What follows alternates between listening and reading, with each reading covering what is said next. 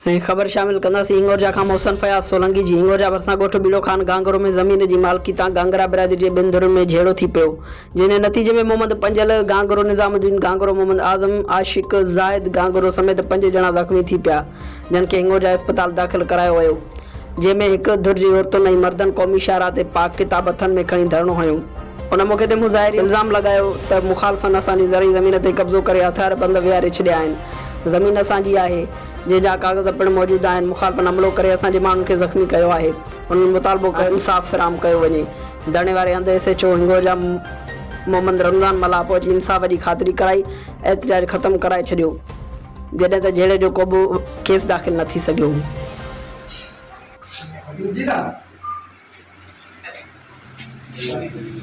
hello